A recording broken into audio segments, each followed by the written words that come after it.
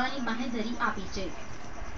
મેનેટરી biomedical waste અમને ખૂબ મોટા પ્રમાણમાં આવી રીતના સિરિંજ, આઈવી સેટ અને તેમજ જે ઇન્જેક્શનની વાયલ હોય, એમ્પ્યુલ હોય, ખૂબ મોટા પ્રમાણમાં અહીંયા મળી આવ્યું છે।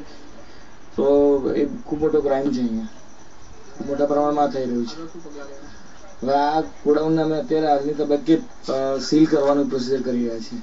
બાયોમેડિકલ વેસ્ટનો નાશ કરવાને બદલે તેને રિસાયકલ માટે મોકલતા તબીબો અને વેપારીઓની સાંઠગાંઠનો પર્દાફાશ થયો છે। તો આરોગ્યને લગતા મામલાને લઈને ગુજરાત પ્રદૂષણ નિયંત્રણ બોર્ડ દ્વારા આ પ્રકરણમાં જવાબદારો સામે પગલાં લેવા માટે તખ્તો તૈયાર કરવામાં આવ્યો છે।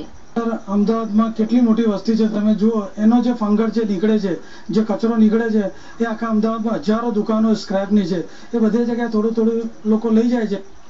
મોડાસામાં ફાટી નીકળેલા ઝેરી કમળાના જીવલેણ રોગચાળાને પગલે અમદાવાદમાં અગમચેતીના પગલા સ્વરૂપે બાયોમેડિકલ વેસ્ટના સંખ્યાબંધ ગોડાઉનો સીલ કરવામાં આવી રહ્યા છે।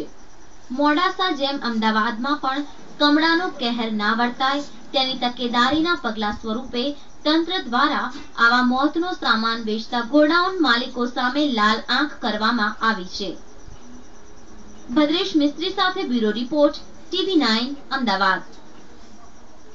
મુખ્યપ્રધાન નરેન્દ્ર મોદી અને ભાજપના પ્રદેશ પ્રમુખ પુરુષોત્તમ રૂપાલા